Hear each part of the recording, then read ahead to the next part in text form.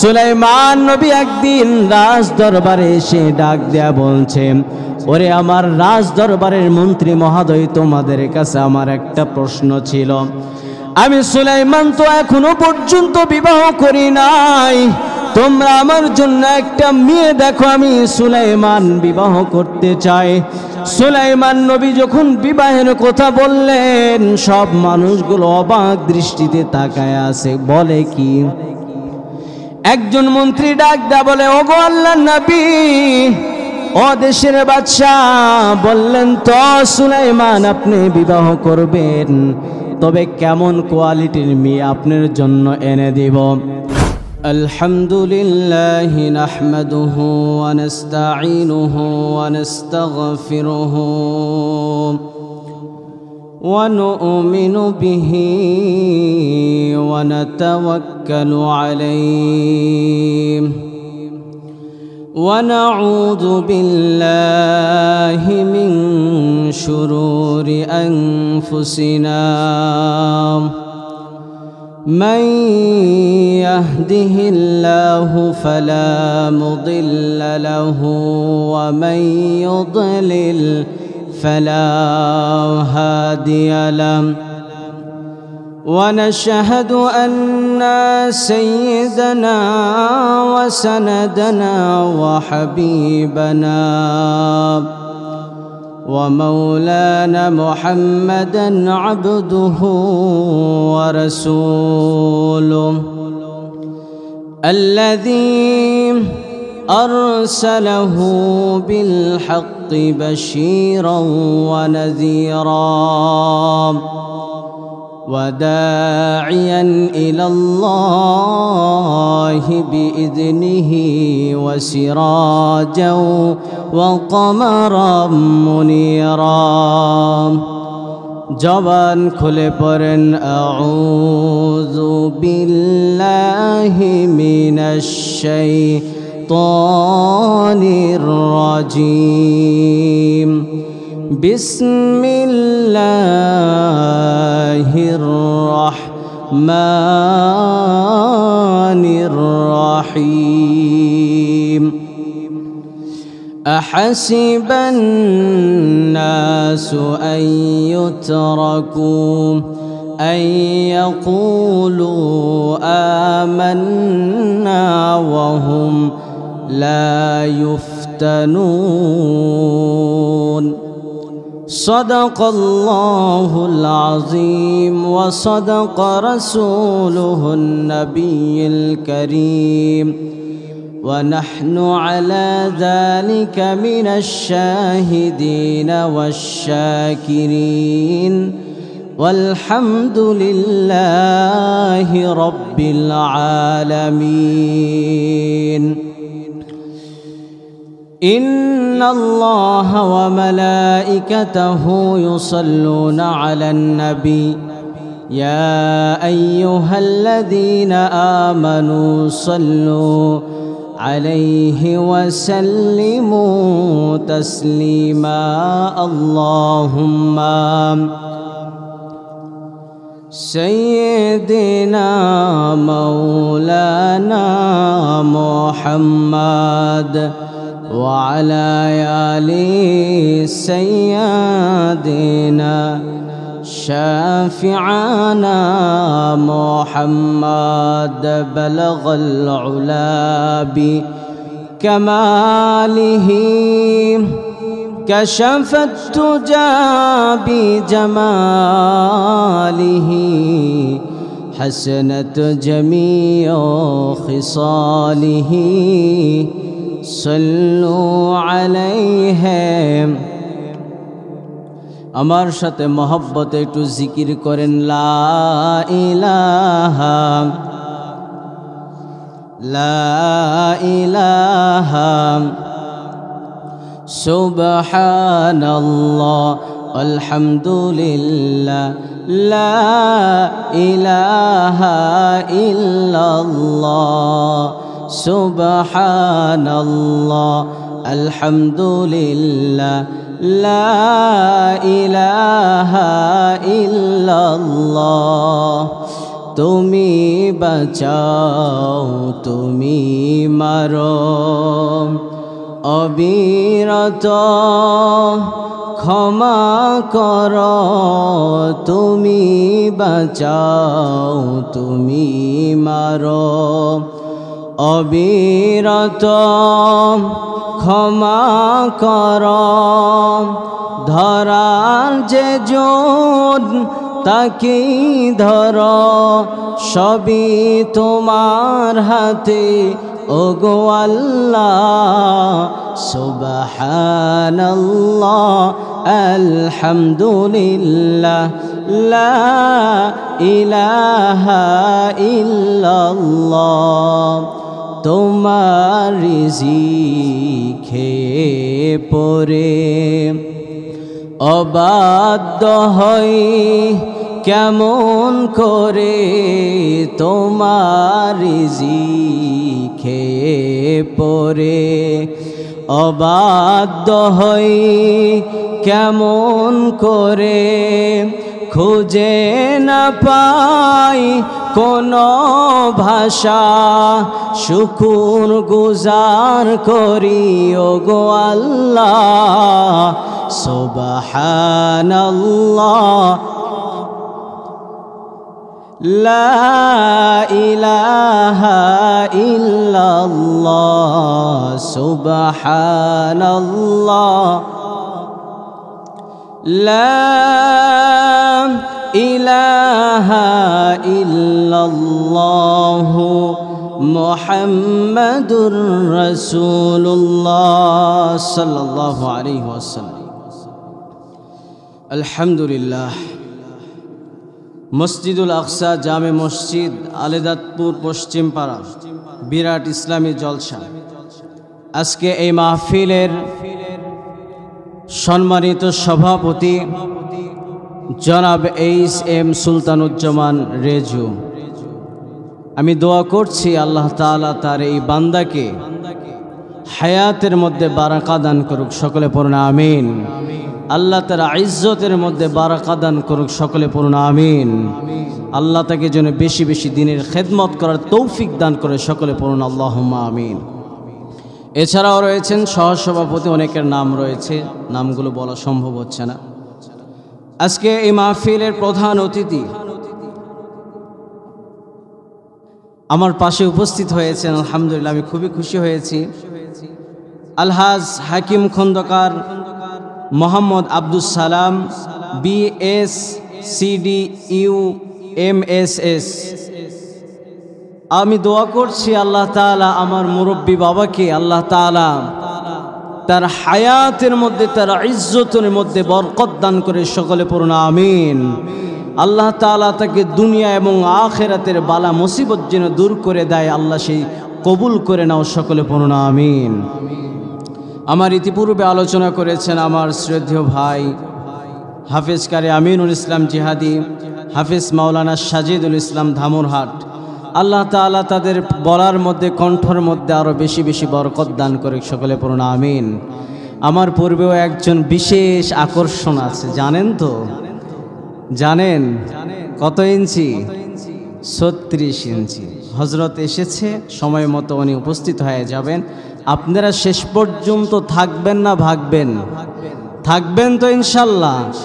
একটা মুসলমান যেন ওঠেন না। আশেপাশে যারা বসে দাঁড়ায় আছেন, মেহেরবানি করে আসেন, আমার জন্য দোয়া করবেন। আল্লাহ যেন আমাকে ছোট্ট মানুষের জবান থেকে এমন কিছু কথা বের করে দেয়, আমি সহ সকলকে যেন আল্লাহ হেদায়েতের পাত্র বানায় দেয়। দোয়া করতে পারবেন না? সকলে পড়ুন আমিন। আজকে আমি খেয়াল করে দেখছি আমাদের প্যান্ডেল ভরতেছে না। মায়েদের প্যান্ডেলে কি অবস্থা? মাহফিলগুলোতে এমন অবস্থা, ছেলেদের তুলনায় মা বোনরা বেশি আসে। একটা কথা মনে পড়ে গেল, আমি সব জায়গায় বলি, আজকে এত টাকা দিয়ে কষ্ট করে এই কোরআনের তাফসিরগুলো সাজিয়েছে, মানুষ খুঁজে পাওয়া যায় না। যদি বলা হয় বাবা কোরআনের কথা শোনো, হেরে চা খাইতে হয়, শরীর গরম করে ভাত খায় ধীরে ধীরে আসবে, ঠিক কিনা? আর যদি আজকের এটা মমতা জাফরে নিয়ে আসা হইতো, হ্যাঁ, যদিও নাই, ধরে নেন তাকে দাওয়াত করা হয়েছে। যদি মমতাজ আপারে নিয়ে আসা হয়তো, ওই যে যুবক বাজারে ঘোরাফেরা করতেছে সে ঘোরাফেরাও করতো না। মমতাজ আপা যখন ওই যুবকটা পকেট থেকে পুরাতন 100 টাকার নোট হাতে নিয়ে বাদামওয়ালা মামারে কইতো, মামা একটা চকচকা নোটটা আমারে দে। চকচকা নোটটা এমনি হাতে করে নিয়ে মমতাজ আপা যখন কইতো, ফাইটা যায়, বুকটা ফাইটা যায়। দেখবেন ওই যুবক খাওয়া দাওয়া বাদ দিয়ে এমনি করে থাবা দিয়ে সম্বর্ধনা জানাবে, এমন মুসলমান আছে না? কিন্তু সেই যুবকরা বাহিরে ঘোরাফেরা করতেছে। এখানে এত কষ্ট করে আয়োজন করা হয়েছে। ভাইরা, বাহিরে যারা ঘোরাফেরা করছেন মেহেরবানি করে আসেন, প্রতিদিন এইরকম আয়োজন পাওয়া যায় না। আমি এদিক সেদিক যাব না, আমি মূল আলোচনায় চলে যাব ইনশাআল্লাহ। আপনাদের সামনে আমি সূরাতুল আনকাবুতের 1 নম্বর আয়াতে কারিমা তেলাওয়াত করেছি। আল্লাহ তাআলা বলছেন, আহাসিবান নাসু আন ইউতরাকু আন ইয়াকুলু আমান্না ওয়া হুম লা ইফতানুন। হে মানব সকল, ও ঈমানদারেরা, তোমরা যদি দুনিয়া থেকে ফিরে আসার পরে যদি বলো, রব দুনিয়াতে ছিলাম, তোমার উপর ঈমান এনেছিলাম, আমারে তুমি মাফ করে দাও, বলেন তো আল্লাহ কি এই কথার দ্বারাই কি বান্দাকে জান্নাতের ফয়সালা দিবে নাকি? কখনোই দিবে না। আল্লাহ বলছেন, বান্দা এই কথা বললে তুমি আমার কাছ থেকে পার পাবা না, বরঞ্চ তোমাকে আমি আল্লাহ পরীক্ষা নিব কত পার্সেন্ট তুমি ঈমান এনেছ। আমার ভাইরা, আল্লাহ তাআলা কুরআনুল কারীমের মধ্যে বলছেন, আহাসিবান নাসু আন ইউতরাকু আন ইয়াকুলু আমান্না ওয়া হুম লা ইফতানুন।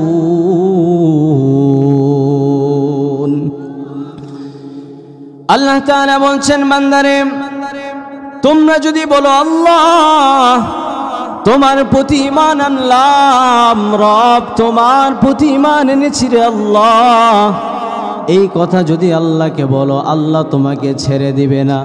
আল্লাহ বলেন, রে গোলাম তোমার পরীক্ষা নিব, বান্দা কত পার্সেন্ট তুমি ঈমান এনেছ। আল্লাহ বলেন, বান্দা তোরে শুধু পরীক্ষা করব বিষয়টা এমন না। আমি আল্লাহ ওই আদম থেকে শুরু করে নিয়ে পৃথিবীর শেষ অবধি পর্যন্ত যত নবী রাসূলকে পাঠিয়েছি, ওরে বান্দা শুনে নাও, প্রত্যেকটা নবীকে আমি আল্লাহ পরীক্ষার সম্মুখীন করে দিয়েছিলাম। নবীদের যদি পরীক্ষা নেয়, আপনি আমার পরীক্ষার তো কথাই ওই ধারে কাছেই যাওয়া লাগবে না, আরো আগে তো পরীক্ষা শুরু হয়ে যাবে। আপনি আমি মনে করতে পারি না আল্লাহ আমার সম্মানের চেয়ার দিছে বিদায় আল্লাহ আমারে ভালোবাসে, এটা বলার অধিকার আমাদের নেই। আল্লাহ তো সম্মানের চেয়ার দিয়েও পরীক্ষা নিতে পারে, কথা বলেন ঠিক কিনা? আল্লাহ তো অনাহারে রেখেও আল্লাহ পরীক্ষা নিতে পারে। আল্লাহ তো আপনাকে অসুস্থতা দিয়েও পরীক্ষা নিতে পারে, যে দেখি তো বান্দা আমার শুকরিয়া আদায় করে কিনা। এই জন্য কষ্ট থাকলেও রবের প্রতি অসন্তুষ্ট হওয়া যাবে না, সুখে থাকলেও বলা যাবে না রব আমারে ভালোবাসে। এটা আল্লাহর পরীক্ষা হতে পারে। আমার ভাইরা, আল্লাহ তাআলা বলছেন, বান্দারে যখন আমি আল্লাহ দেখব তুমি যখন পরিপূর্ণ ঈমান আনো, আমি আল্লাহ তোমারে জানাই দিলাম রে গোলাম, আল্লাহু ওয়ালিয়ুল্লাযীনা আমানু ইউখরিজুহুম মিনাজ যুলুমাতি ইলান নূর। আল্লাহ বলেন, রে গোলাম যখন দেখব তুমি আমি রবের প্রতি ঈমান এনেছো, বিগত যত গুনাহ করছো, আল্লাহ বলেন আল্লাহু ওয়ালিয়ুল্লাযীনা আমানু ইউখরিজুহুম মিনাজ যুলুমাত। বান্দারে যখন আমি রবের দিকে তোমরা ফিরে আসবা, আমি রবের সামনে যখন মাথাটার নত বানায় দিবা, আর চোখের পানি ছেড়ে বলবা, আল্লাহ আমি বড় অন্যায় করলাম, আমি বড় তোমার সাথে নাফরমানি করছি, আল্লাহ তোমার কুদরতি কদমের মধ্যে সিজদা লাগায় দিলাম রে আল্লাহ, তুমি আমারে মাফ করে দাও। আল্লাহ বলেন এখানে আলেম সমাজ থাকলে বলতে পারবেন, জুলুমাত শব্দের অর্থ হলো অন্ধকার।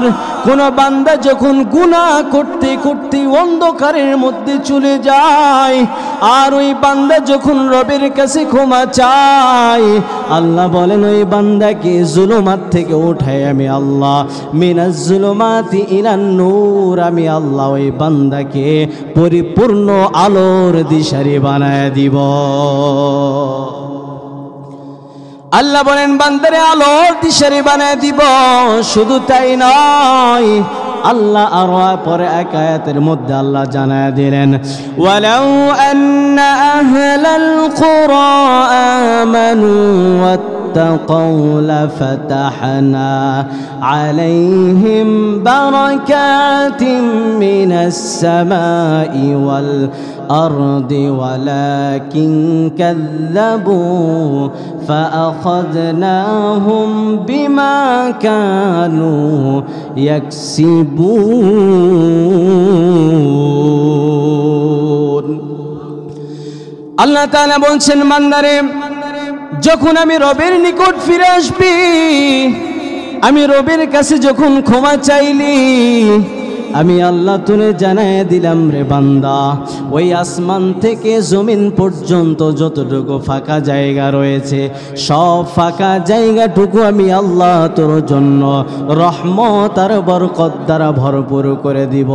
চিল্লায় বলেন না আল্লাহু আকবার। শুধু তাই নয় আমার ভাইরা, একটু গভীর মনোযোগ দেন। আল্লাহ তাআলা বলছেন বান্দারে, শুধু রহমত আর বরকত দ্বারাই যে ভরপুর করে দিব বিষয়টা এখানেই শেষ নয়। আল্লাহ তাআলা বলছেন রে উম্মত, ইল্লা মান তাবা ওয়া আমানা ওয়া আমিলা আমালান সালিহা। এর নবীর উম্মতির দল যখন রবের নিকট ফিরে আসবি, আল্লাহ বলেন রবের কাছে যখন তওবা করবি, আল্লাহ বলেন বান্দা তওবা করার পরে যখন আমলে সালিহ করবা, আমলে সালিহ করার সঙ্গে সঙ্গে ফাউলাইকা ইউবাদদিলুল্লাহ, আমি আল্লাহ তোর গুনাহগুলো মাফ করে দিয়ে, ইউবাদদিলুল্লাহ, তোর সব গুনাহকে আমি আল্লাহ পরিবর্তন করে দিব। আমরা যদি বলি আল্লাহ গুনাহগুলো আবার কেমনে কি দ্বারা পরিবর্তন করে দিব, আল্লাহ বলেন রে উম্মত, তোরে আমার গোলাম, আমার যত তোর গুনাহ ছিল, ইউবাদদিলুল্লাহু সাইয়্যাতিহিম হাসানাত ওয়া কানাল্লাহু গফুরুর রহিমা। আল্লাহ বলেন রে গোলাম, সব গুনাহগুলো আমি আল্লাহ নেক আমল দ্বারা পরিবর্তন করে দিব। আল্লাহ কত মেহেরবান, কথা বুঝতেছেন? থাকবেন তো? আল্লাহ কত মেহেরবান। আল্লাহ বলছেন শুধু গুনাহ তো মাফ করলাম না, ওই গুনাহকে আবার নেক আমল দ্বারা পরিবর্তন করে দিই। আল্লাহু আকবার। আমার ভাইয়েরা, এই জন্য আমাদেরকে রবের নিকট পরীক্ষা দিতে হবে। আল্লাহ বলেন প্রতিটা নবীকে আমি আল্লাহ পরীক্ষা নিয়েছি। আমার আল্লাহ তাআলা ওই হাসরের ময়দান যেদিন কায়েম করে দিবে, আল্লাহ তাআলা হাসরের ময়দানে দুই শ্রেণীর মানুষকে আল্লাহ সেদিন ডাক দিবে। এক শ্রেণীর মানুষকে বলবে, রে বান্দা তুমি কেন আমার ইবাদত করতে পারো নাই? ওই বান্দা ডাক দিয়া বলবে, আল্লাহ দুনিয়াতে এত ব্যস্ততা ছিলাম, এত ব্যস্ততা থাকার কারণে রে আল্লাহ তোমার গোলামি করার সময় পাই নাই। মনে করেন একটা ওয়ার্ডের চেয়ারম্যান মেম্বার, একটা এমপি এত ব্যস্ত, ও রবের ইবাদতের কথাই ভুলে গেছে। আল্লাহর কাছে যখন এই বাহানা তৈরি করে দিবে, আমার আল্লাহ তাআলা তখন ডাক দেয়া বলবে, রে আমার নবী সুলাইমান, কই গেলি রে আমার সুলাইমান, আয় আয়। এরে সুলাইমান, এরে বান্দা তুমি জানো আমার সুলাইমানকে কত বড় দায়িত্ব দিয়েছিলাম। আমার সুলাইমানকে আমি আল্লাহ একটা দেশের দায়িত্ব দেই নাই, আমার সুলাইমানকে আমি আল্লাহ একটা ওয়ার্ডের দায়িত্ব দেই নাই। আমার সুলাইমানকে আমি আল্লাহ পুরা পৃথিবীর বাদশা বানাইলাম, শুধু পৃথিবীর মানুষের বাদশা বানাইলাম বিষয়টা কিন্তু তেমন না। আল্লাহ বলেন, রে বান্দা, ওই সুলাইমানকে আমি আল্লাহ নদীর মাছের পর্যন্ত বাদশা বানায় দিলাম। আমার ওই সুলাইমানকে আমি আল্লাহ জিনের পর্যন্ত বাদশা বানাইলাম। শুধু জিনের বাদশা বানায় আমি আল্লাহ ক্ষান্ত নয়, আমি আল্লাহ ওই সুলাইমানকে গাছের পাক পাখালির পর্যন্ত বাদশা বানায় দিলাম, এমনকি রাস্তার পিপিলিকা পর্যন্ত বাদশা বানায় দিলাম। এরে বান্দা বল বল, তোর চাইতে কি সুলাইমানের ব্যস্ততা কম ছিল নাকি? বান্দা তখন ডাক দেয়া বলবি, আল্লাহ, ওরে আমার দয়ার মালিক, সুলাইমান নবীকে যেভাবে উপস্থাপনা করলা এখানে তো আমি কিছুই না। আল্লাহ তখন ডাক দেয়া বলবে, দূর হয়ে যা, এরে বান্দা, তোর জন্য আমার জান্নাতটা বরাদ্দ করা হয় নাই, আমার জান্নাতের মধ্যে তাড়াতাড়ি তুই চলে যা। বলেন নাউজুবিল্লাহ। আমার ভাইয়েরা, সুলাইমান নবীর কথা বলছিলাম, মনে পড়ে গেল আমার সুলাইমান নবীকে আল্লাহ এত কষ্ট দিয়ে পরীক্ষা নিয়েছিলেন, এত পরীক্ষা নিয়েছিলেন, তারপরও আমার নবী সুলাইমান আমার আল্লাহকে ভোলে নাই। আমার নবী সুলাইমান আলাইহিস সালাতু ওয়াস সালাম বিবাহ করে নাই। সুলাইমান নবী একদিন রাজ দরবারে এসে ডাক দেয়া বলছে, ওরে আমার রাজ দরবারের মন্ত্রী মহোদয়, তোমাদের কাছে আমার একটা প্রশ্ন ছিল। আমি সুলাইমান তো এখনো পর্যন্ত বিবাহ করি নাই, তোমরা আমার জন্য একটা মেয়ে দেখো, আমি সুলাইমান বিবাহ করতে চাই। সুলাইমান নবী যখন বিবাহের কথা বললেন, সব মানুষগুলো অবাক দৃষ্টিতে তাকায় আছে। বলে কি? একজন মন্ত্রী ডাক দেয়া বলে, ওগো আল্লাহর নবী, ও দেশের বাদশাহ, বললেন তো সুলাইমান আপনি বিবাহ করবেন, তবে কেমন কোয়ালিটির মেয়ে আপনার জন্য এনে দিব? কেমন কোয়ালিটি চান?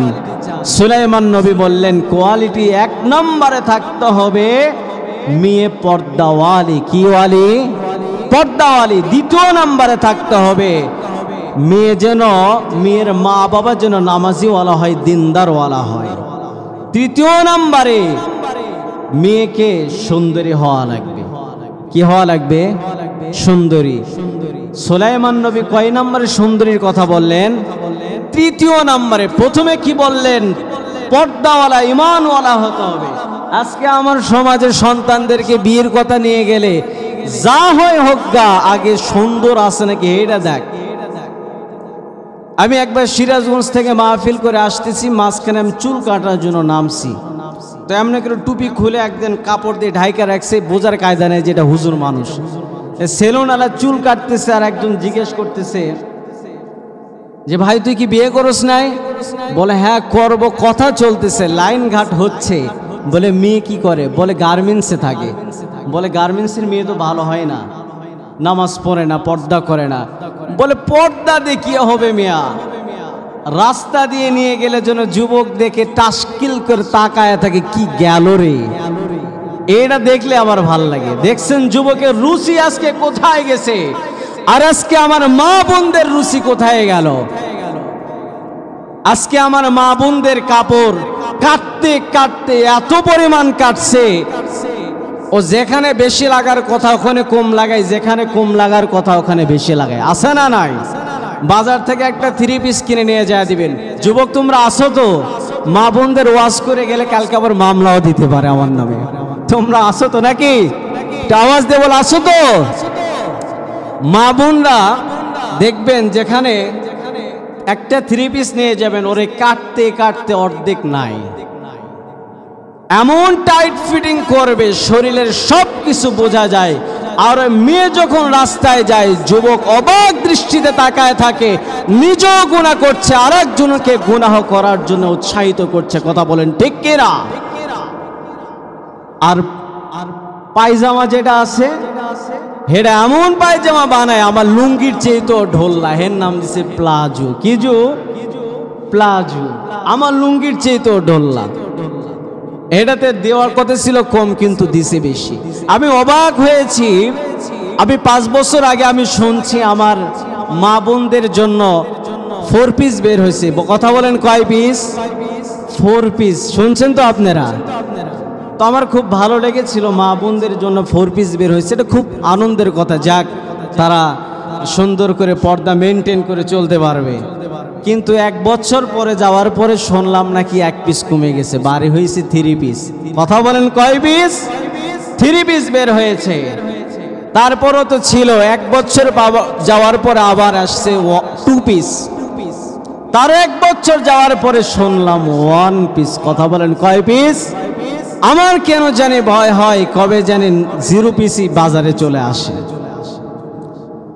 আপনারা জানলে অবাক হবেন, ঢাকা বিশ্ববিদ্যালয়ের ওই জায়গায় পেটিকোট ছাড়া শাড়ি পরে, ব্লাউজ ছাড়া শাড়ি পরে রাস্তায় দাঁড়ায় তারা হুঙ্কার দিচ্ছে আমাদের পোশাকের স্বাধীনতা চাই।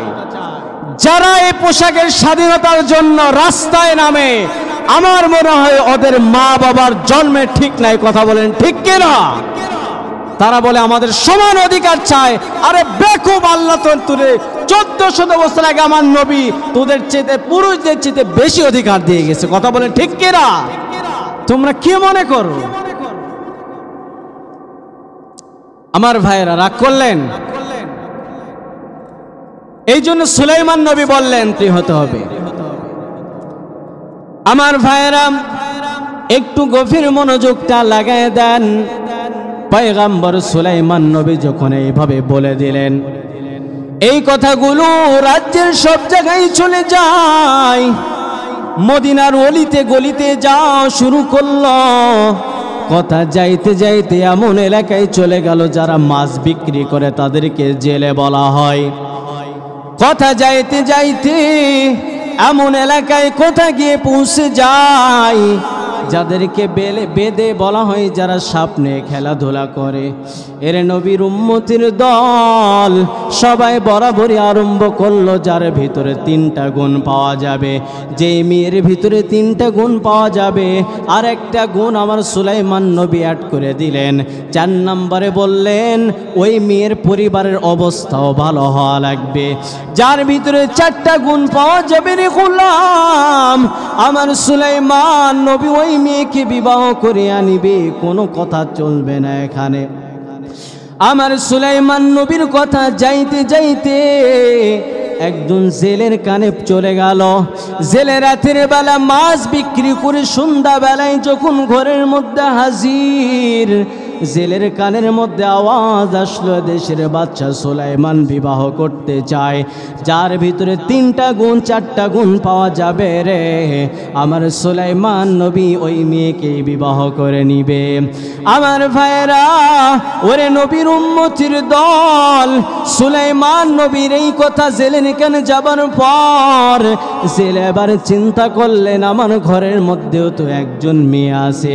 সুলাইমান নবী যতগুলো শর্ত দিল সব শর্তের সাথে মিলে যায়, কিন্তু একটা শর্ত নাই, সেটা হলো আমি বাবা বড় গরিব মানুষ, আমি দিন এনে দিন খাই। আর এর জন্যই হয়তো আমার সুলাইমান নবী আমার আদরের মেয়েকে বিবাহ করবে না।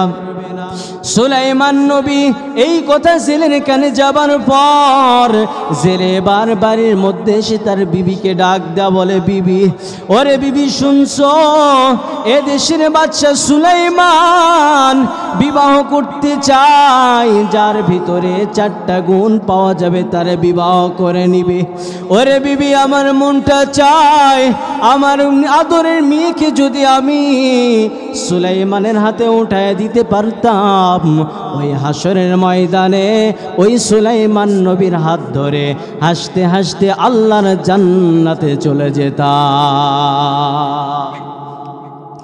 তার বিবি ডাক দেয়া বলো, স্বামী আমার, আমরা বড় গরিব, এত গরিব মানুষ হওয়ার পর সুলাইমান নবী তো বিবাহ করতে রাজি হবে না, বরঞ্চ এই কথা বলার দরকার নাই। জেলের মনটা খারাপ, জেলে আল্লাহকে ডাক দেয়া বলে, আল্লাহ তুমি তো আমারে গরিব বানায় দিছো রে আল্লাহ, পরের দিন মা তার মেয়েকে বিকালবেলা চুল আশ্রাইতেছে, আর মা তার মেয়েকে ডাক দেয়া বলে, আম্মা জান ঘটনা শুনছনি? বলে, মা শুনি নাই। বলে, আম্মা জান, এ দেশের বাদশাহ সুলাইমান বিবাহ করতে চায়, যার ভিতরে 4টি গুণ পাওয়া যাবে গো, সুলাইমান নবী তাকে বিবাহ করে নেবে। এবারে মেয়েটা ডাক দেয়া বলে, আম্মু আমার মনটা চাই আমি যদি সুলাইমান নবীর বিবি হতে পারতাম। আমি তার টাকা চাই না, ধন দৌলত চাই না, আমি চাই আমার স্বামী যদি একজন নবী হয়ে যায়, ওই কঠিন মুসিবতের দিন আমার স্বামী সুলাইমানের হাতে হাত রেখে আল্লাহর জান্নাতের মধ্যে চলে যেতাম। এজন্য আমার মনটা চায় যদি আমি একটাবার তার বিবি হতে পারতাম। এর নবীর উম্মতের দল, একটু গভীর মনোযোগটা লাগায় দাও। ওই মেয়েটা যখন এই কথা বলে দেয়, তার মা তার মেয়ের গালের মধ্যে চল লাগায় দেয়া বলে, আম্মা জান খবরদার এই কথা বলো না। হঠাৎ করে যদি সুলাইমানের গোয়েন্দা বিভাগের কেউ জেনে যায়, আমাদেরকে দুনিয়ায় কিন্তু আর বেঁচে রাখবে না। তার কারণ তোমার বাবাই বড় গরিব, তোমার বাবার টাকা নাই, পয়সা নাই, তোমার বাবা দিন আনতে দিন খাওয়ায়, আর আমাদের টাকা নাই, বাড়ি নাই, ঘর নাই। এই কথা বলার পর মেয়েটা চোখের পানি ছেড়ে দিয়ে ঘরের মধ্যে কান্না করে। আর মেয়ে ডাক দেয়া বলে, আল্লাহ তুমি তো আমারে গরিব বানাইছ, আর সুলাইমান নবীকে এত ধনী বানায় দিছ রে আল্লাহ। তুমি তো চাইলে পারবা ওই সুলাইমানকে একজন গরিব বানায়া, আর আমি একজন জেলের মেয়েকে ধনী বানায়া তার ঘরের বিবি বানায় দিতেও তো তুমি পারো। কথা বলেন ঠিক কিনা? আল্লাহ পারে কি পারে না? আমার ভাইয়েরা, জেলের মেয়ে আল্লাহর কাছে দোয়া করতেছেন, আর সুলাইমান নবীর দরবারে একদিন চিঠি লেখা পাঠায়া দিলেন। সুলাইমান নবীর কাছে চিঠি যাবার পর তার মন্ত্রী মহোদয় ডাক দেয়া বলে, গো আল্লাহর নবী, কেমন হলো আপনি বিবাহ করতে চাইলেন, এত প্রস্তাব আসে। জেলের মেয়ে প্রস্তাব দেয়, বেদের মেয়ে প্রস্তাব দেয়, গরিবের ফকিরের মেয়ে প্রস্তাব দেয়, এত প্রস্তাব আসছে, একটা বারো যদি বিবাহ করেন নাই তাহলে তো আর প্রস্তাব আসে না। আমার ভাইয়েরা, সুলাইমান নবী চিঠি খুলে দেখে একজন জেলের মেয়ে তাকে বিয়ের জন্য প্রস্তাব পাঠায়া দিছে। যখন দেখলেন জেলের মেয়ে, সঙ্গে সঙ্গে চিঠিটা টুকরো টুকরো করে জমিনের মধ্যে ফেলে দেয়, আর বলে, জেলের মেয়ের এত বড় সাহস, একজন বাদশাকে একজন জেলের মেয়ে বিবাহের প্রস্তাব দেয়া দেয়। যখন সুলাইমান নবীর মনের মধ্যে অহংকার এসে গেল, আল্লাহর পরীক্ষা ওই সময় সুলাইমান নবীর উপর শুরু হয়ে গেল। প্রতিটা নবীকে আমার আল্লাহ তাআলা একটা মুআজিজা দান করেছিলেন। হযরতে মুসা নবীকে আল্লাহ তাআলা একটা মুআজিজা দান করেছিলেন, তার হাতটা যদি এমনি করে বগলের নিচে দিয়ে কিছুক্ষণ পরে বের করে 12 ভোল্টের ব্যাটারির চেয়ে তো বেশি আলো হইতো। সুবহানাল্লাহ বলেন। তার হাতে একটা লাঠি ছিল, জমিনে ছেড়ে দিলে সাপ হয়ে যায়, হাতে নিলে লাঠি হয়ে যায়। আমার নবীকে মুআজিজা দিয়েছিলেন, আল্লাহ বলছিলেন আপনি 63 বছর পুরোটাই আপনার জন্য মুআজিজা। আল্লাহু আকবার। আর সুলাইমান নবীকে একটা মুআজিজা দান করেছিলেন, সেই মুআজিজা হচ্ছে হাতের একটা আংটি। কথা বলেন কি? হাতের একটা আংটি দিয়েছিলেন। আল্লাহ বলেছিলেন, সুলাইমান তুমি হাতের আংটি যতক্ষণ পর্যন্ত হাতে থাকবে দুনিয়ার সব তোমার গোলামি করবে। খবরদার হাতের আংটি নিয়ে তুমি কখনো ওয়াশরুমে যেও না, পবিত্র হওয়ার পরে আবার হাতের আংটি তুমি পরবা। সুলাইমান নবীর হাতের আংটি ছিল তার মুআজিজা। সুলাইমান নবীর উপর পরীক্ষা আরম্ভ হয়ে গেল। সুলাইমান নবী একদিন ওয়াশরুমের মধ্যে যাবেন, তার একজন দেহরক্ষী ছিলেন, একজন তার খাদেম ছিলেন, যিনি সুলাইমান নবীর সামনে সব সময় থাকতেন। হযরতে সুলাইমান নবী তাকে ওয়াশরুমের সামনে দাঁড় করায় দিয়ে বললেন, ও আমার গোলাম, ও খাদেম, তুমি আমার আংটিটা তোমার কাছে রেখে দাও। আমি ওয়াশরুম থেকে বের হওয়ার সঙ্গে সঙ্গে আমার আংটিটা ফেরত দিয়ে দিও। সুলাইমান নবী ওয়াশরুমে চলে গেলেন। আর আমাদের সবার শত্রু আজাজিল ইবলিস আছে না নাই? ইবলিস এখন চিন্তা করতেছে, ইবলিস সুলাইমান নবীর রূপ ধারণ করে ফেলেছে, হুবহু সুলাইমান নবী। এসে দারোয়ানকে বলছে, আংটি দাও। কোন তার দেহরক্ষী তাকায় দেখে, কিরে তো সুলাইমানের মতোই দেখা যায়, টুপিও জামাও চেহারা হুবহু। পরে আংটি দিয়ে দিছে। আংটি হাতে বাবার সঙ্গে সঙ্গে শয়তান ঘোষণা দেয়া দিল, এই তোমার মধ্যে একজন আছে, নকল সুলাইমান বের হইছে, আমার মতোই দেখতে, এরে যেখানে বাবা সেখানে শেষ করে দিবা। এ আমার বদনাম করার জন্য এসেছে। বলেন তো সে নকল নাই, যে নিজে কইছে এই তো নকল। কথা বলেন ঠিক কি না? ঠিক আছে, 44 জারি হয়ে গেল। এই নকল সুলাইমানকে পাওয়ার সঙ্গে সঙ্গে তার উপরে অ্যাটাক করা হবে। সুলাইমান নবী ওয়াশরুম থেকে বের হলেন, ওই লোককে ডাক দিয়ে বললেন, আমার আংটিটা ফেরত দিয়ে দাও। ওই লোকটা ডাক দেয়া বলে, কিসের আংটি? দিলামই তো। ওই লোক বলে, ও বুঝছি, আমারে বাদশা কইছে একজন নকল সুলাইমান আছে, হেডাই তাহলে তুমি নকল সুলাইমান। এই নকল সুলাইমানের পাইছি, তাড়াতাড়ি তারে ধরো। ধরে এই যে সব পিটানি দিল, নবী সুলাইমানকে রক্তাক্ত করে নদীর কিনারায় ফেলে দিল। সুলাইমান নবী নবীর কিনারায় পড়ে গেলেন। সুলাইমান নবী রক্তাক্ত শরীরে বেহুশ হয়ে আছেন। আর ওই সুলাইমান নবী যখন নদীর কিরে পড়ে আছেন, আর ওই জেলে সারাদিন মাছ ধরে রাতের বেলা সন্ধ্যা বেলায় নদীর কিনারা দিয়ে আসতেছেন। আল্লাহু আকবার। ঘটনা কোন দিকে ঘটতেছে দেখেন। জেলে আসতে দেখে একজন যুবক মানুষ, সুন্দর মানুষ দেখা যায়, নদীর কিনারায় পড়ে আছে। যুবক মানুষের কাছে আগায় গেলেন, তার মাথায় গামছা লাগায় দিয়ে রক্তগুলো পরিষ্কার করে মাথায় পানি দিয়া দিলেন। সুলাইমান নবীকে ডাক দেয়া বলে, ও যুবক, কি তোমার পরিচয়? এখানে কেন পড়ে আছো?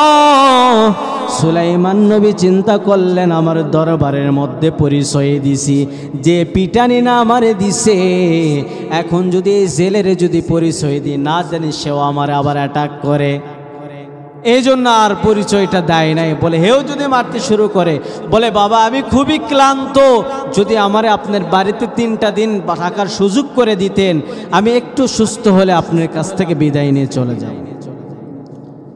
জেলের মনের মধ্যে আমার আল্লাহ মায়া লাগায় দিলেন, জেলে এবার চলে গেলেন। আমার মা বোনদের দৃষ্টি আকর্ষণ করছে, হয়তো তাদের সংখ্যা অনেক বেড়ে গেছে। মা বোনেরা দেখতে পাচ্ছেন আমাকে, মেহেরবানি করে সামনের দিকে একটু আগায় আসেন, জায়গা শর্ট পড়ে গেছে। মা বোন একটু চেপে চেপে বসেন, অন্যকে বসার সুযোগ করে দেন। যারা দাঁড়ায় আছেন মেহেরবানি করে বসেন। আমার ভাইয়েরা, জেলের মনের মধ্যে মায়া লেগে গেল। জেলে বলল, ঠিক আছে, 3টা দিনেরই তো ব্যাপার, নিয়ে যাই। আমার ভাইয়েরা, জেলে এবার তার বাড়িতে নিয়ে গেলেন। 3 দিন যখন হয়ে গেল, সুস্থ হয়ে গেল, জেলের বাড়িতে থাকার পরে সুলাইমান নবী ডাক দেয়া বলে, বাবা তোমার কাছে ওয়াদাবদ্ধ হয়েছিলাম 3 দিন পরে আমি বিদায় নিয়ে চলে যাব। আজকে তো 3 দিন হয়ে যায়, আমারে বিদায় দাও। ওই জেলে ডাক দেয়া বলে, বাবা তুমি যেদিন আমার বাড়িতে পা রাখছো রে বাবা, আমি জানি না আমার জালের মধ্যে এত পরিমাণ মাছ ধরা শুরু করলো, আমি বাজারে বিক্রি করি, এত পরিমাণ বরকত শুরু হয়ে যায়। আমার তো একটা কাজের লোকের প্রয়োজন, তুমি যদি কিছু না মনে করো, তোমার তো কোনো ঠিকানা নাই, নাম পরিচয় বলতে পারো না, আমার বাড়িতে কাজের লোক হিসাবে থাকতে পারো। 3 বছরের কন্ট্রাক্টে চুক্তি হয়ে গেল। সুলাইমান নবী বলেন, কই যাব, বরং তো জেলের বাড়িতেই থেকে যাই, 3 বছর পরে আবার এখান থেকে বিদায় নিয়ে চলে যাব। জেলের শর্তে রাজি হয়ে গেলেন আমার ভাইয়েরা। 3 বছর যখন সুলাইমান নবীর হয়ে গেলেন, এবার সুলাইমান নবী বিদায় নিতে যায়। সুলাইমান নবী এবার যখন বিদায় নিবেন, ওই ছেলে মনের মধ্যে চিন্তা করলেন, এই ছেলের মতো এত ভালো ছেলে তো এর আগেও দেখি নাই, এত দিনদারওয়ালা সৎ ছেলে আমি দেখি নাই। আমার ঘরে তো একজন মেয়ে আছে, তারে তো বিবাহ দিতে হয়, বরঞ্চ এই ছেলের সাথে বিবাহ দেওয়া যায়। কিন্তু ছেলে তো একা যদি বলতে চায় আমি ছেলের সাথে বিবাহ দিব, সম্ভব না তার, কারণ তার ঘরে তার ম্যাডাম আছে, তার ঘরে তার বিবি তো আছে। তার মতামত আর এক হলেই তো বিবাহ দেওয়া সম্ভব। বিবির কাছে গিয়ে বলতেছে, বিবি বলো তো, ওই যে আমাদের যে ছেলেটা আছে এই ছেলেটা কেমন? বলে খুব ভালো। বলে তার চারিত্রিক দিক থেকে কেমন? বলে খুবই ভালো। তখন বলতেছেন, যেহেতু সবই ভালো, আমার মনটা চাচ্ছে আমার ঘরে তো একটা মেয়ে আছে, তাকে দিয়ে একটু বিবাহ দিতে চাই। যে এই কথা বলছে, বলে না না না, এর মতো খারাপ মানুষ আর দুনিয়াতেই নাই। স্বার্থে লেগে গেছে, এতক্ষণ প্রশংসা করে ভাসাইল, যেই করছে বিবাহ দিব, তখন কই না না, পরিচয় নাই, নাম নাই, ঠিকানা নাই, বাড়ি নাই, ঘর নাই, দেওয়া যাবে না, অসম্ভব। জেলে এখন চিন্তা করতেছে, হায় হায়, এর তো সোজা পথে নেওয়া যাবে না, এর তো সাইজ করা দরকার আছে না নাই? বিবিরে যে কোনো মূল্যে সাইজ করা লাগবে। বিবির কাছে হাজির হয়ে গেলেন, বিবির কাছ থেকে বিদায় নিয়ে বাজারে চলে গেলেন। সারাদিন কাজ করে সন্ধ্যাবেলায় বাজার থেকে বিবির জন্য লাল টুকটুকে একটা বেনারসি শাড়ি কিনলেন। সর্বোচ্চ মনে করেন নওগাঁ শহরের 1 কেজি মিষ্টান্ন ভান্ডার থেকে মিষ্টি নিলেন, আর মিষ্টি জর্দা দিয়ে 2টো পান নিলেন। ঘরের মধ্যে এসে মুচকি হাসি দিয়ে বলে, বিবি তোমার জন্য আজকে সারপ্রাইজ রয়েছে। বিবিকে বলে, বিবি ব্যাগটা খুলে দেখো তো কি এনেছি। বিবি ব্যাগ খুলে দেখে লাল টুকটুকে বেনারসি শাড়ি। বলে কার জন্য এনেছে? বলে বিবি তোমার জন্য এনেছি। একটু শাড়িটা পরে আমার সামনে আসবা না? আমাকে অনেক দিন থেকে তোমার শাড়ি পরে দেখে নাই, তোমার শাড়ি পরলে অনেক ভালোই লাগিত, একটু পরে আসো না। বিবি কই, ব্যাপার কি রে? প্রতিদিন এসে আমার সাথে গন্ডগোল করে, ঝগড়া লাগে, মারপিট করে, আজকে দেখতেছি এত মহব্বত।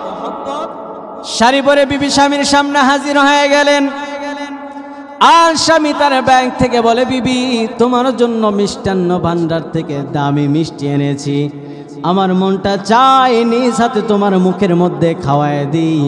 বিবিকে একটা মিষ্টি পান খাওয়ায় দিলেন।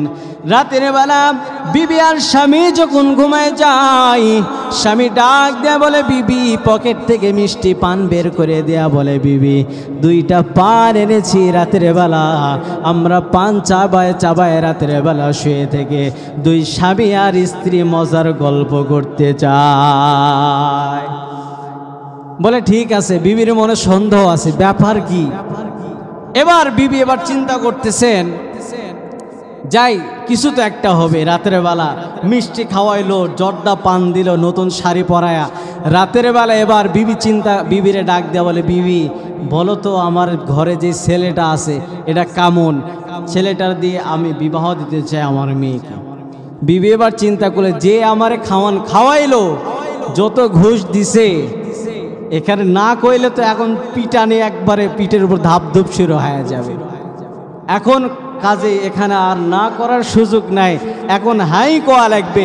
স্বামী বলে, আপনার ইচ্ছা, আপনার যেটা ভালো হয় আপনি করেন, আমি রাজি আছি। এই কথা বলার পর বিবিও রাজি হয়ে গেলেন। বিবিরে সাইজ করে রাজি করাইলেন।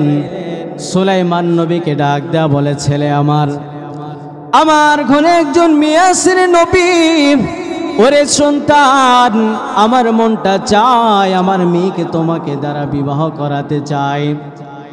আর ওই দিকে সুলাইমান নবীর যে আংটি শয়তানটা নিল, নেবারে পরে শয়তান রাজ সিংহাসনে বসার পর সব কিছু উলট পালট করে দেওয়া শুরু করে দিল। 10 টাকা চালের কেজি 20 টাকা লাগায় দিল, 50 টাকার তেল 100 টাকা লাগায় দিল। আছে না নাই? এই জালেম শাসক ছিল, যারা 10 টাকার চালকে 20 টাকায় পরিণত করেছে, ইতিপূর্বে তাদেরকে জুতা পিটা করেছে, দুনিয়া থেকে বিদায় করে নিচ্ছে। এখনো যারা আল্লাহর আইনের বিরুদ্ধে যাবে, বাংলার জমিনে তাদেরকে 17 বছর 17 মিনিট 17 সেকেন্ড বাংলার মুসলমান তাদেরকে থাকতে দিবে না। কথা বলেন ঠিক কিনা? যারা কোরআনের বিরুদ্ধে আইন ঘোষণা করতে চায়, আপনারা দেখেছেন ভারতের কিছু দালালেরা আছে যারা বলে, ভারতের কিছু দালালেরা আমার চট্টগ্রামকে ঢুকেছে, চট্টলালকে তারা আমার এক আইনজীবী ভাইকে পিটিয়ে হত্যা করেছে। কথা বলেন ঠিক কিনা? তারা ওখান থেকে আওয়াজ দিচ্ছে চট্টগ্রাম আমাদের, ফেনী আমাদের, কক্সবাজার আমাদের। আমরা বলতে চাই, তোমরা কি সেটা যৌতুক হিসাবে নিতে চাও নাকি? যৌতুক বলেন তো, মেয়েকে যদি সসম্মানে পাঠানো হয়, মেয়ে যদি একাকিত্বভাবে বের হয়ে যায়, যৌতুক দেওয়া লাগে নাকি? মেয়ে তো আমাদের সসম্মানে যায় না, পালায় গেছে, কিসের যৌতুক? ওখান থেকে যদি তোমরা গৌর গোবিন্দর ভূমিকা দেখাতে চাও, বাংলার 17-16 কোটি মুসলমান 32 কোটি হাতে আবার 71 যুদ্ধের তরবারি তুলে নেবে। কথা বলেন ঠিক কিনা? আমরা মুসলমান, এটা আগামীর বাংলা, টুপিওয়ালার বাংলা। কথা বলেন ঠিক কিনা? আগামীর বাংলা ইসলামের বাংলা, আগামীর বাংলা জামাত ইসলামের বাংলা। কথা বলেন ঠিক কিনা? এদেশ মানুষ কোরআন দিয়ে দেশ চায়, এদেশে শান্তি কোরআনওয়ালারা আসুক, টুপিওয়ালারা আসুক। আমার ভাইয়েরা, এই জন্য ওই যে এখনকার কথা বলতেছি না, কিন্তু আবার কেউ মাইন্ড করে না, ওই তখনকার কথা, জালেমের কথা বলছি, শয়তান। মনে আছে না নাই? আমার ভাইয়েরা, সুলাইমান নবী আমার, ওই যে নকল সুলাইমান এবার শুরু করে দিল।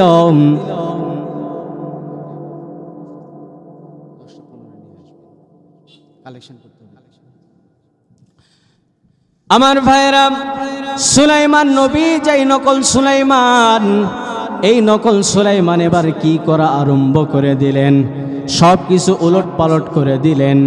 আর তার পাশে যে একজন দেহরক্ষী ছিল, ওই যে সুলাইমান বলেছিলেন, ও দেহরক্ষী, আমি দ্বিতীয় অর্ডার না দেওয়া পর্যন্ত তুমি এখান থেকে যাবা না। হঠাৎ করে তাকায় দেখে, এত সময় হয়ে গেল, তাকায় দেখি সুলাইমান নবী কিছু বলে না। তাকায় দেখেন এ তো সুলাইমান না, এ তো শয়তান। জিন জিনরে চিনে নাকি? চিনে তো। তাকায় বলে, এ তো সুলাইমান নয়, এ তো শয়তান। এ কই এরে ধর, হে কই এরে ধর। এবার ওই নকল সুলাইমান জিনের বাদশা এবার বাতাসের সাথে মিশে গেল। হাত যতই বাতাসের সাথে মিশে যায়, কিন্তু তার হাতের আংটি বাতাসের সাথে মিশতে পারে না। ওই আংটি যখন দেখে বাতাসের সাথে মিশলো না, সঙ্গে সঙ্গে হাত থেকে আংটি ফেলে নদীর মধ্যে ছেড়ে দেয়। নদীর মধ্যে ছেড়ে দিয়েছে, সঙ্গে সঙ্গে একটা মাছ তার খেয়ে ফেলছে। সুলাইমান নবীকে জেলে ডাক দেয়া বলে, ওরে সন্তান, আমার ঘরে একটা মেয়ে আছে, আমার মনটা চাই তোমাকে তার সঙ্গে বিবাহ দিতে চাই। আমার ভাইয়েরা, ঘটনা অনেক লম্বা, সংক্ষিপ্ত করছি। সুলাইমান নবী আমার রাজি হয়ে গেলেন। সুলাইমান নবীর আগামীকাল বিবাহ। আজকে সুলাইমান নবীকে নিয়ে জামাই শ্বশুর নদীর মধ্যে মাছ মারতে যায়। মাছ মারার জন্য যখন নদীর মধ্যে চলে গেলেন, নদীর মধ্যে যাবার পর নবী আর শ্বশুর আর জামাই নদীর মধ্যে যখন জাল নিয়ে গেলেন, শ্বশুর যখন জাল নদীর মধ্যে ছেড়ে দেয়, হঠাৎ করে যেই মাছটা আংটি খেয়ে ফেলেছিল, আল্লাহর কি কাম, সঙ্গে সঙ্গে ওই জালের মধ্যে মাছটা আটকা পড়ে গেল। আর যেই মাছটা আংটি খেয়ে ফেলল, ওই মাছের পিছনে নদীর সব মাছ চলা আরম্ভ করে দিল। জালের মধ্যে এত পরিমাণ মাছ আটকা পড়ে যায়, সুলাইমান নবী আর তার শ্বশুর মিলে মাছগুলো নিয়ে বাজারে বিক্রি করে। আর সবচেয়ে বড় মাছটা সুলাইমান নবীকে ডাক দেয়া বলে, ওগো আমার জামাই, আমার মনটা চায় এই মাসটা তোমারে আমার মেয়ে আগামীকাল। ঠিক আছে, আমার মনটা চায় আগামীকাল যেহেতু তোমাদের বিবাহের দিন, মেয়েরা তো তার স্বামীকে স্পেশাল কিছু রেসিপি বানায় খাওয়ায়, তো আজকে মাছটা নিয়ে যাচ্ছি, নিজ হাতে ফ্রাই করে তোমার বিবি তোমারে খাওয়াইবে। মাছটা নিয়ে এসে সুলাইমান নবী তার বিবিকে দিয়ে বলছে, আম্মা জান, এই মাছটা তুমি নিজ হাতে ফ্রাই করে তোমার জামাইকে বাসর রাতে খাওয়াবা।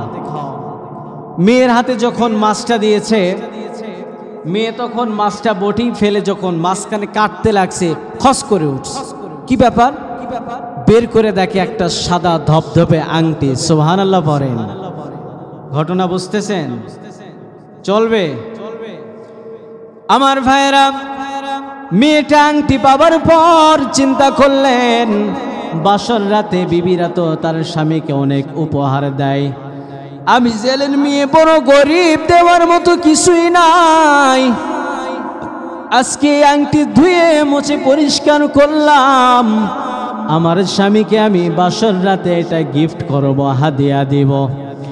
এরে নবীর উম্মতির দল যখন আংটি ধুয়ে মুছে পরিষ্কার করলেন, পরের দিন তাদের বিবাহ বন্ধনে আবদ্ধ হয়ে গেলেন।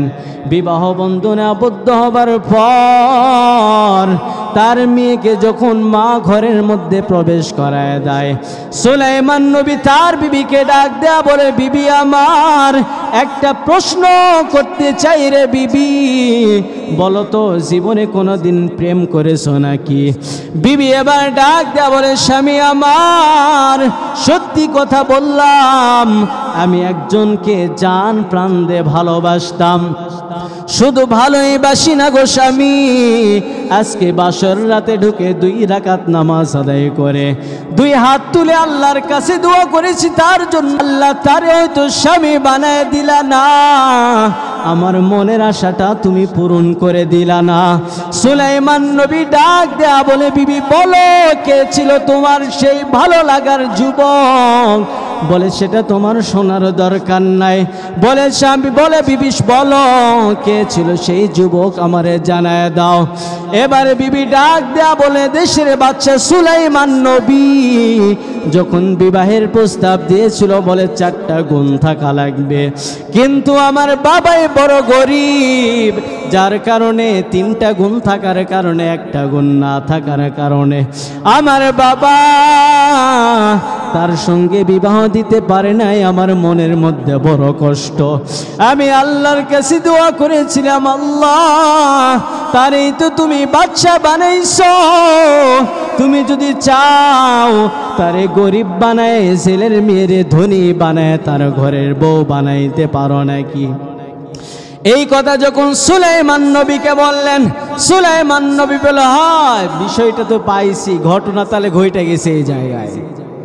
সুলাইমান নবী চোখের পানি ছেড়ে দিয়ে বলে, আল্লাহ কি যে আমার পরীক্ষা নিলা। ওই বিবি তখন ডাক দেয়া বলে, স্বামী আপনার জন্য কিছুই আনতে পারি নাই, আমি একটা আপনার জন্য আংটি হাদিয়া স্বরূপ আনলাম। বিবি যখন তার স্বামীর হাতে আংটি পরায় দেয়, হঠাৎ করে তাকায় দেখে, আরে এটাই তো আমার সেই আংটি। বলল, বিবি কই পাইলা? বলে, আমি মাছের পেট থেকে পেয়েছি। সুলাইমান নবী বলে, আল্লাহ ওরে দয়ার মালিক, তুমি আমার যে পরীক্ষা নিছো রে আল্লাহ, আল্লাহ তুমি আমার সব নিয়ে নাও, জীবনের বিনিময়ে রে আল্লাহ তুমি আমারকে,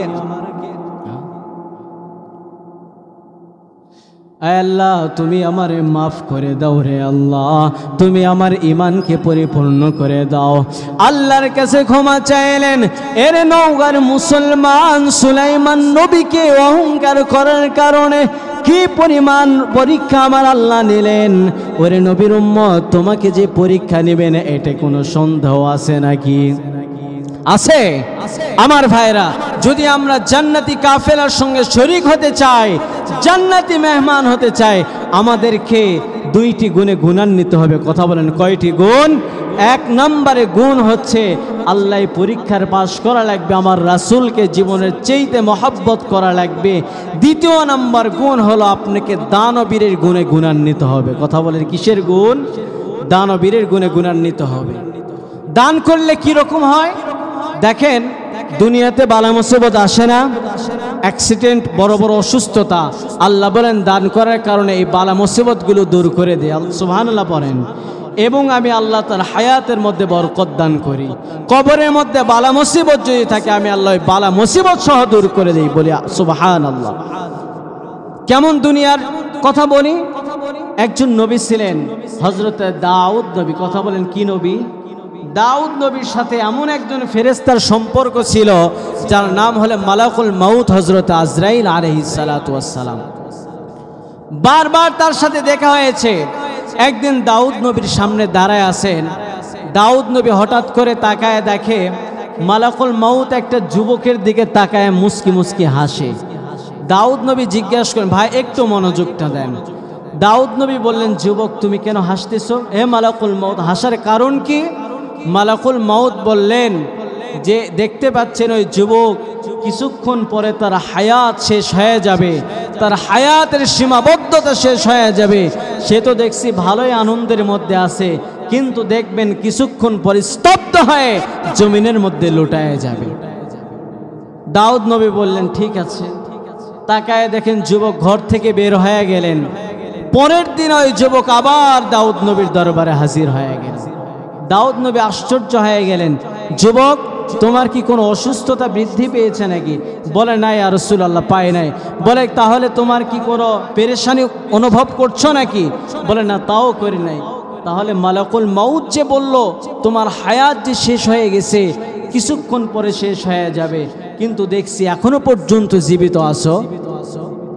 মালাকুল মাউতকে জিজ্ঞেস করলেন, হে মালাকুল মাউত বিষয়টা বুঝলাম না।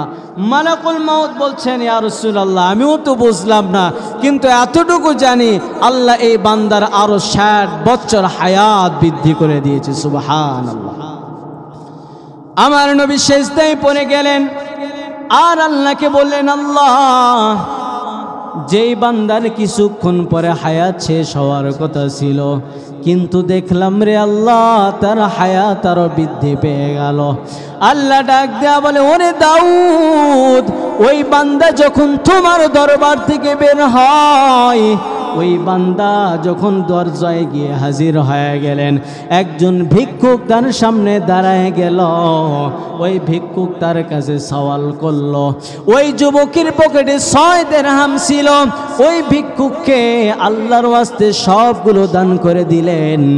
আর ওই ভিক্ষুক আল্লাহর কাছে দোয়া করলেন, আল্লাহ ওরে দয়ার মালিক, ওরে আমার আল্লাহ, এই বান্দা আমার 6 দিরহাম দান করেছে। আয় আল্লাহ মেহেরবানি করে আল্লাহ তোমার বান্দার তুমি 100 বছর হায়াত বৃদ্ধি করে দাও। আল্লাহ বললেন, ওই ভিক্ষুকের দোয়া আমি ফেরত দিতে পারি নাই।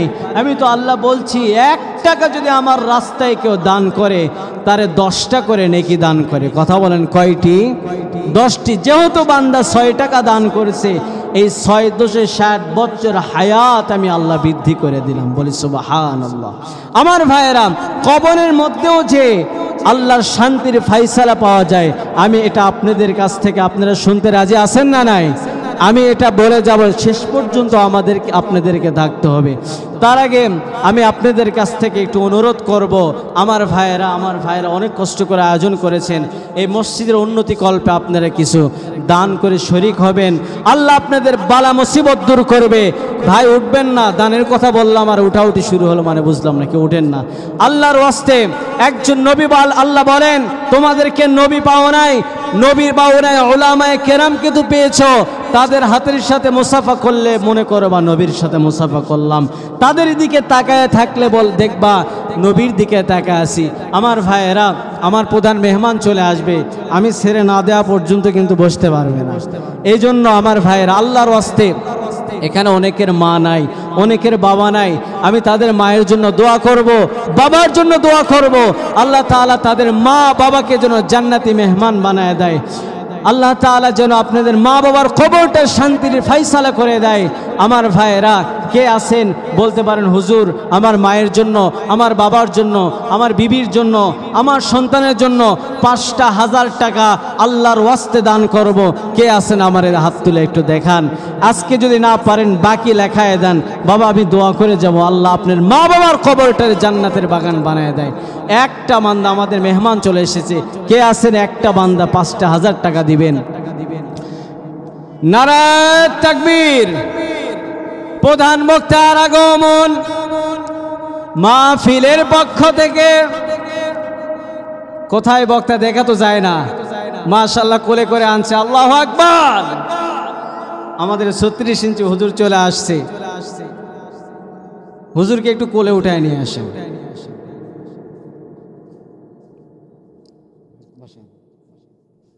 আমার ভাইয়েরা, একটু কে আছেন মেহেরবানি করে আসেন, একটু আমার হাতের মধ্যে দিয়ে যান, মেহমান চলে এসেছে। কে আছেন যে যাই পারেন আল্লাহর ওয়াস্তে দান করেন, আসেন। বাবা কে কত টাকা দিবেন? মা বোনেরা যদি কেউ নাম বলতে ইচ্ছা হয় একটু আসেন আমার কাছে, একটু বলে যান যে অমুক এত টাকা দান করবে, তার জন্য দোয়া করব। এমন কেউ না, কি ব্যাপার কেউ পকেটে দেখে হাতি দেয় না?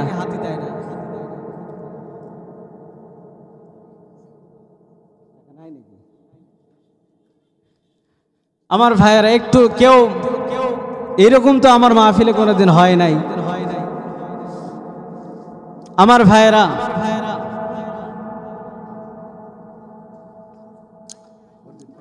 হ্যাঁ মাহফিলের জন্য যে যাই পারেন, প্রধান মেহমান চলে এসেছে, আপনারা যে যাই পারেন।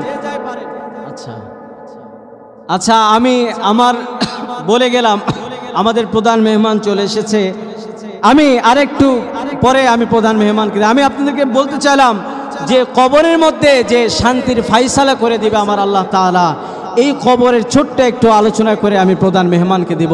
একটু যারা এদিক সেদিক দাঁড়ায় আছেন মেহেরবানি করে বসে পড়ে। কবরের মধ্যে বালা মুসিবত আছে না নাই?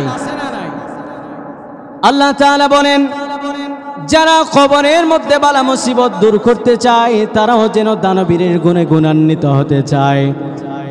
আমার ভাইরা, যুগের একজন শ্রেষ্ঠ ওলি ছিলেন হযরতে হাসান বসরি রহমাতুল্লাহি আলাইহি। এই আল্লাহর ওলি ছিলেন। ওই সময় একজন মা ছিলেন, তার সন্তান এত, তার মা তার সন্তানকে মহব্বত করত, ভালোবাসত, সন্তানকে সারা কিছুই বুঝতো না। এর নবীর উম্মতির দল এত মহব্বত করত, ভালোবাসত। ভাই একটু বসে পড়ি, প্যান্ডেলে বসে পড়ি। এত মহব্বত করত, ভালোবাসত এর নবীর উম্মতির দল। মেয়েটা যুবতী হবার পরে কিছুদিন পরে দুনিয়া থেকে বিদায় নিয়ে চলে গেল। দুনিয়া থেকে বিদায় নেবার পর মা পাগল পারা হয়ে যায়, সন্তান ছাড়া কিছুই বোঝে না। 3 দিন হয়ে গেল সন্তান দুনিয়া ছেড়ে বিদায় নিয়ে দুনিয়া ছেড়ে চলে গেল। মা পেরেশান হয়ে যায়। মা এবারে চিন্তা করলো হয়তো এমন কিছু আমল পাওয়া যাবে যে আমল করলে আমার আল্লাহ তাআলা কবরের আযাবের, কবরের অবস্থা আমার আল্লাহ তাআলা দেখায় দিবে। ইমাম সাহেবের কাছে গেলেন, ও ইমাম সাহেব এমন কোনো আমল আছে নাকি যে আমল করলে আমার আল্লাহ তাআলা আমার মেয়ের কবরের অবস্থা দেখায় দিবে? আল্লাহর বান্দা ইমাম সাহেব ডাক দেয়া বলে, মা এমন তো কোনো আমল আমার জানা নাই, এমন তো কোনো আমল জানা নাই, তবে একজন ওলি আছে যার নাম হাসান বসরি, তার কাছে যাইতে পারো। আল্লাহর ওলি ডাক দেয়া বলে, মা দেরি করবা না, তোমার মেয়ের নামে তাড়াতাড়ি দান করা শুরু করে দাও। মা তার মেয়ের জন্য বাসায় এসে দান করা আরম্ভ করে দিলেন। পরের দিন আল্লাহর ওলিকে স্বপ্ন দেখায় দেয় ওই মেয়েটা আল্লাহর জান্নাতের বসে দোল খাইতেছে। বলি সুবহানাল্লাহ। মা তাকে ডাক দিয়ে বলল, আল্লাহর ওলি বলছে, মা তুমি মিথ্যাবাদী নাকি তোমার মা মিথ্যাবাদী? বলে, আল্লাহ, হে আল্লাহর ওলি, আপনার মা যেদিন দান করতে বলেছিলেন, দান করার কারণে আমার আল্লাহ তাআলা তাকে জান্নাতে মেহমান বানিয়ে দিয়েছেন। আমার ভাইরা, এই জন্য কেউ মাহরুম হব না। বসে পড়ি, কেউ মাহরুম হব না। আল্লাহর ঘরের জন্য, এই মাহফিলের জন্য দান করব তো ইনশাআল্লাহ। আমি আর দান কালেকশন করলাম না। আমাদের মাঝে 36 ইঞ্চি হজরত আমার একান্ত আপনজন, বারবার তার সাথে যোগাযোগ করেছি, আমি তাকে নিয়ে আসার জন্য অনেকবার চেষ্টা করেছি। আপনারা একটু ভিতরে বসলে পরিবেশটা সুন্দর করে দেন ভাই, আপনারা পরিবেশটা সুন্দর করলে প্রধান মেহমানকে আসনে বসায় দিন। একটু বসে যান, বসে যান। অনেক লোক হয়েছে, মা বোনদেরকে সামনের দিকে আগায় আসেন, মা বোনেরা একটু জায়গাটা চাপায় চাপায় বসেন। আমার ভাইয়েরা, 36 ইঞ্চি হুজুর এ পর্যায়ে আমাদের সামনে উপস্থিত হয়েছে আল্লাহ পাকের কুদরতির খনি, 36 ইঞ্চি উচ্চতা যিনি, সারা বাংলায় ঘোরেন তিনি প্রচার করতে কোরআনের বাণী। আল্লাহু আকবার। কারি আব্দুল্লাহ আল মাহমুদ, পেশ ইমাম, দরগাতলা বাজার জামে মসজিদ, সিরাজগঞ্জ। আমি হজরত আমার কাছে চলে এসেছে, আমি দোয়া করছি, আমার জন্য দোয়া করবেন আল্লাহ তাআলা যেন যতটুকু আলোচনা করতে পেরেছি আমাকে সহ সকলকে আমল করার তৌফিক দান করুন। সকলে পড়ুন আমিন।